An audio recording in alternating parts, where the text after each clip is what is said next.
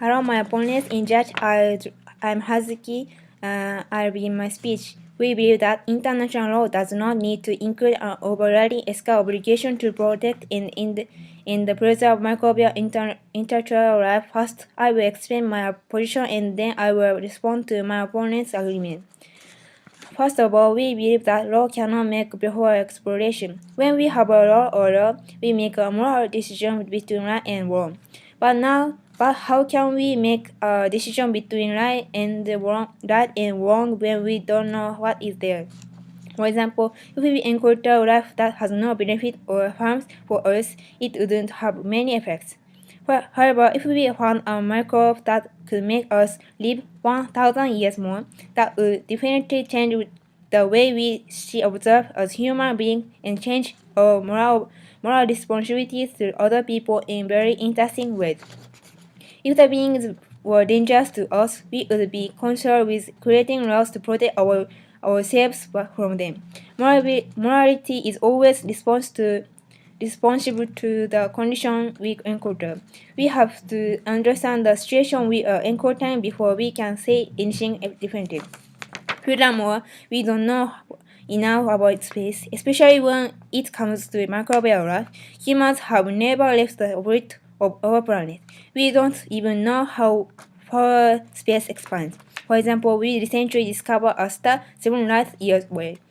Before, technology wouldn't allow us to see that far. Another example is Mars. In the 19th century, people insist that Mars has civilization. From 1916 to 1917, we thought Mars was a dead world. In the early 2000s, we found that Mars actually had died. If we made an international law based on what we knew in 1916 to 1917, it might not cover what we need to protect. First, we need to learn what we need to protect before we can establish a law.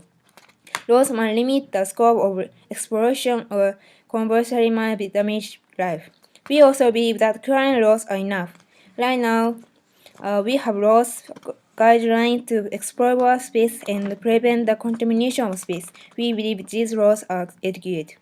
For example, there are provisions for the freedom for all countries to explore space, protect lives, promote international cooperation and understanding. Therefore, we are proud to oppose.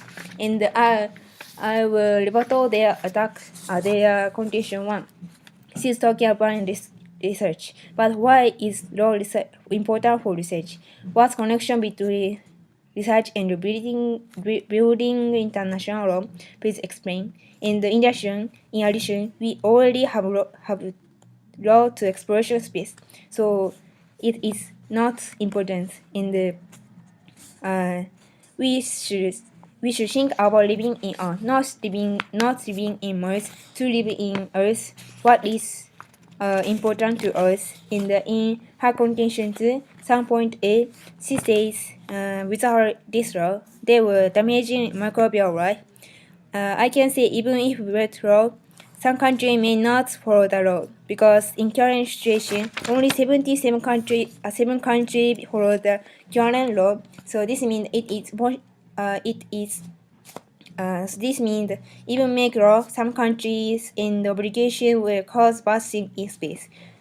So please explain why is it important in the all country will follow the law.